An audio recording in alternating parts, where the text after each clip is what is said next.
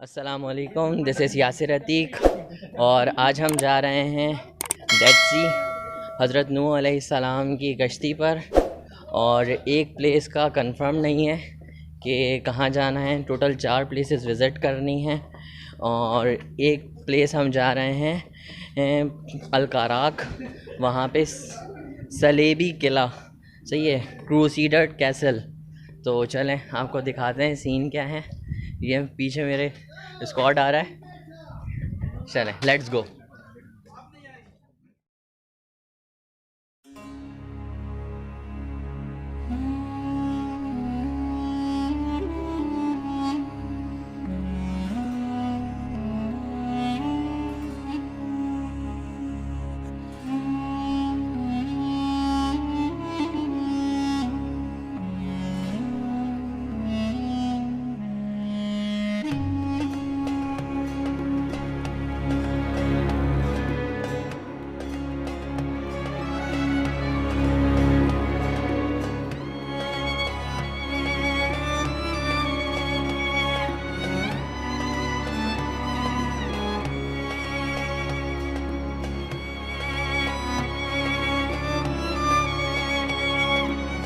السلام علیکم۔ تو میں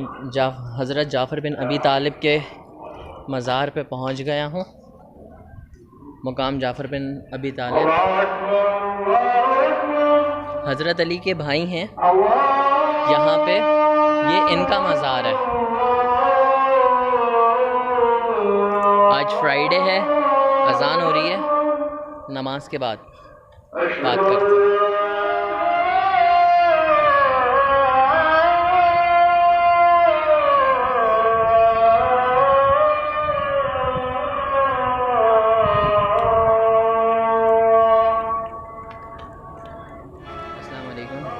یہ میرے پیچھے جو جگہ ہے یہ حضرت جعفر بن ابی طالب کا مقام ہے، حضرت علی کے بھائی کا شرائن، ان کا مزار ہے۔ ابھی جمعے کی نماز کے بعد یہ اوپن ہوگا، اور ابھی کافی زیادہ رش ہے جس کی وجہ سے یہ کلوز ہوا ہے۔ اور اس کے بالکل سامنے اس سائڈ پہ حضرت زید بن حارث علیہ السلام کا مزار ہے، اور ابھی فرائیڈے کی وجہ سے وہ بھی کلوز ہے، تو تھوڑی دیر میں کھولنے کا کہا ہے، لیکن کافی زیادہ رش ہے، بہت زیادہ یہاں پہ زائرین زیارت کے لیے آئے ہوئے ہیں۔ تو میں آپ کو دکھاتا ہوں، ایکسٹرنل ویو باہر سے دکھاتا ہوں میں آپ کو۔ یہ حضرت زید بن حارث علیہ السلام کا شرائن ہے، مزار، اور یہ پوری مسجد وومنس پریئنگ ایریا ہے یہ، اور وہاں مینس پریئنگ ایریا ہے۔ ابھی میں نے جمعے کی نماز ادا کر لی ہے، اور اب اگر کھل جائے گا تو ہم اندر سے بھی زیارت کریں گے، ورنہ ایسے ہی یہاں سے الوداع کہہ کے اپنے اگلے مقام کی طرف بڑھیں گے۔ السلام علیکم۔ کیا آپ جانتے ہیں کہ حضرت جعفر طیار رضی اللہ تعالیٰ عنہ کون تھے؟ حضرت سیدنا جعفر طیار رضی اللہ تعالیٰ عنہ حضرت امام علی علیہ السلام کے سکے بھائی تھے، اور حضرت علی رضی اللہ تعالیٰ عنہ سے عمر میں 10 سال بڑے تھے۔ حبشہ کے بادشاہ نجاشی کو حضرت جعفر طیار رضی اللہ تعالیٰ عنہ نے ہی اسلام سے روشناس کروایا تھا۔ جنگ موتا میں حضرت جعفر طیار رضی اللہ تعالیٰ عنہ کی شہادت کے بعد اللہ رب العزت نے آپ کو 2 پر عنایت فرمائے تھے، جن سے آپ جنت میں پرواز کرتے ہیں، اسی لیے آپ کا لقب بھی ذوالجناحین یعنی 2 پروں والا، اور طیار ہے یعنی اڑنے والا۔ آپ کو بی بی حضرت زینب کبریٰ سلام اللہ علیہا کے سسر ہونے کا بھی شرف حاصل ہے۔ آپ کے 3 پوتے اون محمد اور عبید اللہ رضی اللہ تعالیٰ علیہ اجمعین واقعہ کربلا میں شہید ہوئے۔ نماز جعفر طیار آپ ہی کے نام سے منسوب ہے، جسے عالم اسلام میں صلاۃ و تسبیح کہا جاتا ہے۔ زید بن حارثہ حضور علیہ السلام کے منہ بولے بیٹے تھے اور آزاد کردہ غلام تھے۔ حضور علیہ السلام کے یہ پاس تھے، ان کا باپ ڈھونڈتا ڈھونڈتا حضور کے پاس پہنچا، اور جب اس نے اپنے بیٹے کو دیکھا تو حضور سے عرض کرنے لگا کہ یا رسول اللہ صلی اللہ علیہ وسلم، یہ بیٹا مجھے عطا کر دیں۔ یہ میرا بیٹا ہے اور میں دور دراز سے سفر کر کے اسے ڈھونڈتا ہوا یہاں آیا ہوں، اس کی جتنی قیمت آپ لینا چاہیں لے لیں۔ حضور علیہ السلام نے ارشاد فرمایا کہ اس بیٹے سے پوچھ لو، اگر یہ تمہارے ساتھ جانا چاہتا ہے تو میں کوئی رکاوٹ نہیں بنوں گا اور نہ میں اس کی کوئی قیمت تم سے لیتا ہوں، لیکن اگر یہ نہ جانا چاہے، میرے پاس ہی رکنا چاہے، تو پھر تم اسرار نہیں کرو گے۔ اس نے کہا جی بالکل ٹھیک ہے، اسے پتا تھا میرا بیٹا ہے، تو جب باپ کہے گا بیٹا چلو تمہاری ماں انتظار کر رہی ہے، تمہارا گھر بار انتظار کر رہا ہے، وہ گلیاں بازار جہاں تم بچپن میں کھیلتے رہے ہو تمہارے منتظر ہیں، تو بیٹا تو دوڑ کے میرے سینے سے لپٹ جائے گا اور وہاں جانے کے لیے تیار ہو جائے گا۔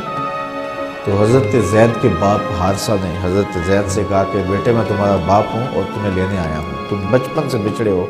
وہ گلیاں اداس ہیں، وہ شہر اداس ہے، تیری ماں تجھے منتظر بیٹھی کا انتظار کر رہی ہے، تو چلو اپنے دیس کی جانب۔ تو بیٹے نے یہ جواب دیا حضرت زید نے، انہوں نے کہا ابا جان دل اداس ہو جائے تو مل جایا کرو، میں تو مر کے بھی یہ دہلیز نہیں چھوڑتا۔ تو جب حضرت زید نے یہ بات کہی نا تو حضور علیہ السلام نے باہیں پھیلا لی اور فرمایا لوگوں گواہ بن جاؤ، آج کے بعد زید میرا بیٹا ہے۔ اور حضرت زید کو حضور نے آزاد بھی کر دیا اور اپنا بیٹا بھی بنا لیا۔ تو پھر حضرت زید کو جب حضور نے بیٹا بنا لیا تو لوگ زید بن محمد کہتے تھے، یہ حضور کے بیٹے ہیں، تو حضور نے تو جو ہے وہ بیٹا قرار دیا تھا، حقیقی بیٹے تو نہیں تھے۔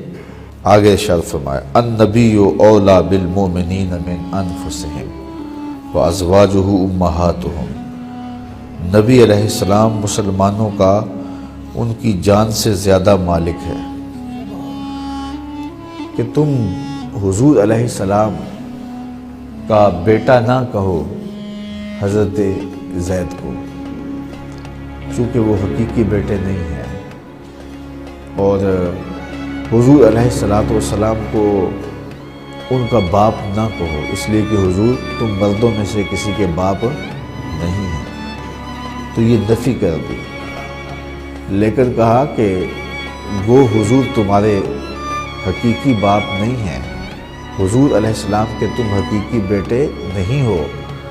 لیکن رشتہ تمہارا اتنا گوڑا ہے کہ وہ باپ کو بھی رشتہ نہیں ہے تمہارے ساتھ جو نبی کو تمہارے ساتھ رشتہ ہے۔ اور وہ کیا رشتہ ہے؟ النبی اولیٰ بالمؤمنین من انفسہم، نبی علیہ السلام مسلمانوں کا ان کی جان سے زیادہ مالک ہے، اپنی جان کے وہ خود اتنے مالک نہیں ہیں جتنے رسول اللہ ان کے اوپر حق رکھتے ہیں۔ اللہ اکبر، اولیٰ بمعنی مالک بھی ہے اور اولیٰ بمعنی اقرب بھی ہے، کہ نبی علیہ السلام ان کی جانوں سے زیادہ قریب، اور یہ وحد سے ابھی حضرت زید جن کا نام قرآن میں ذکر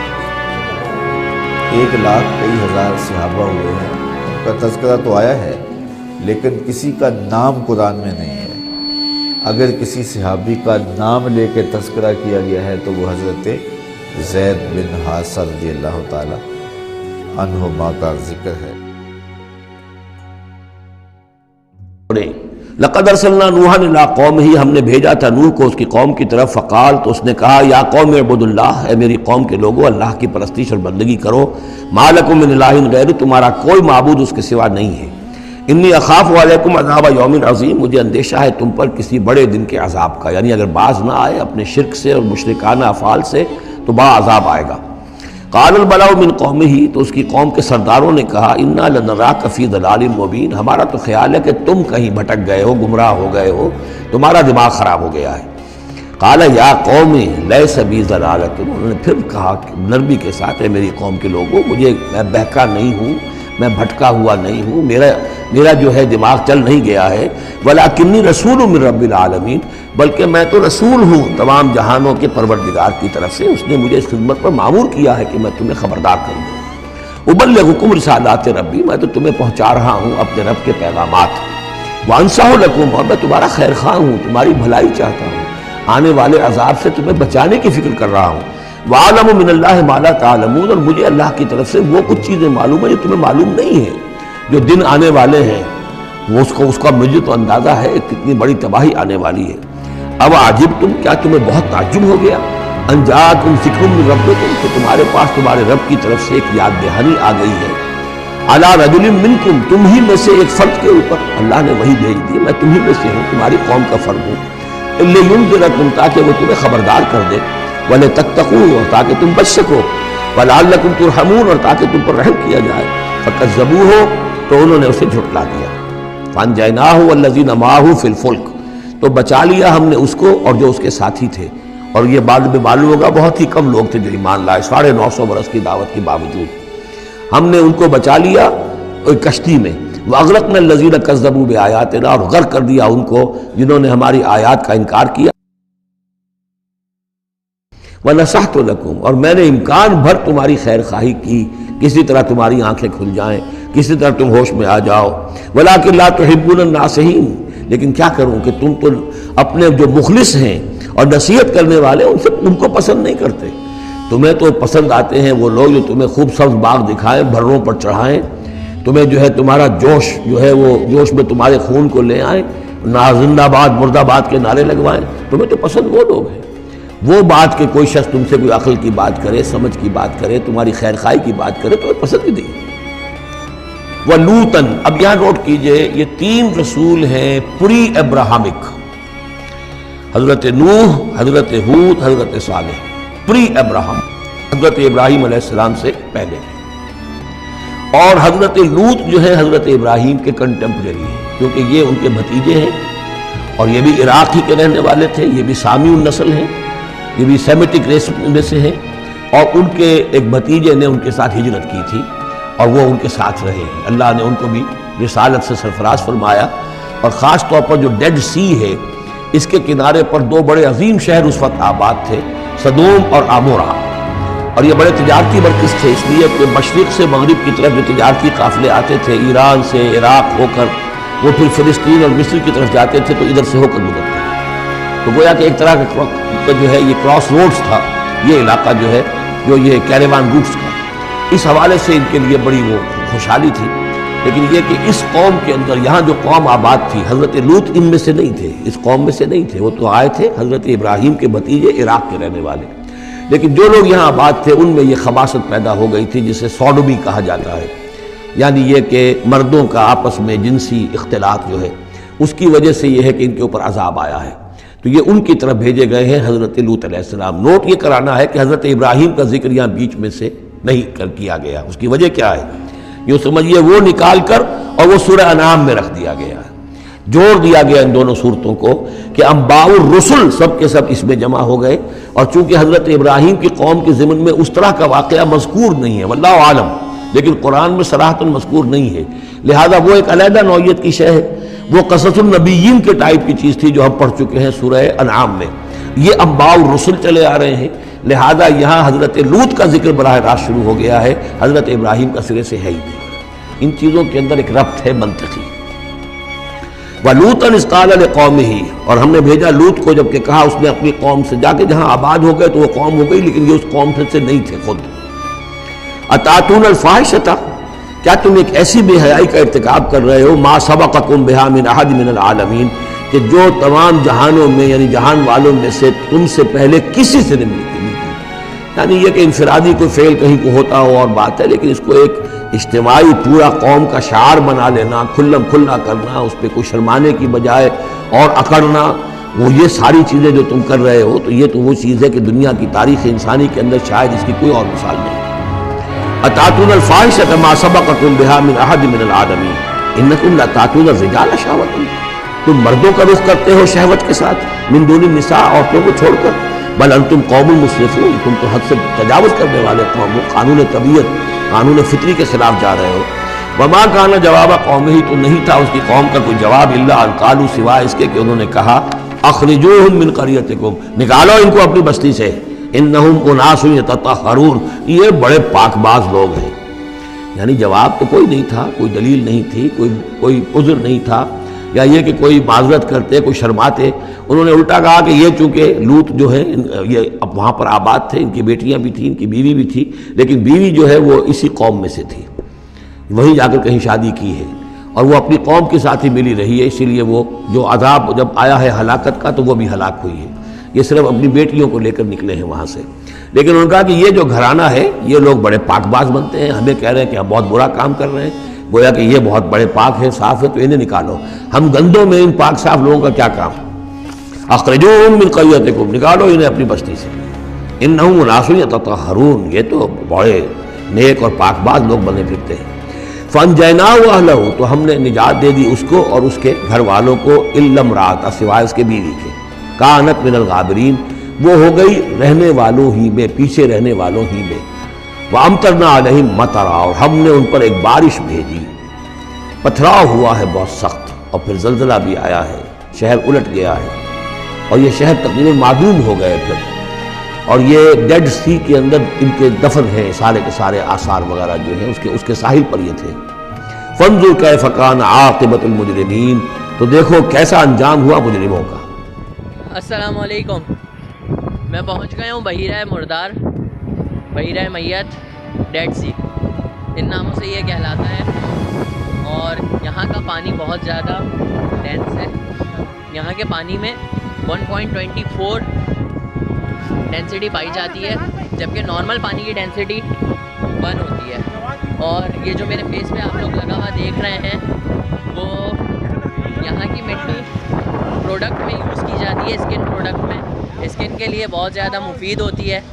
اس لیے میں نے یہاں کی مٹی اپنے فیس پہ لگائی ہے.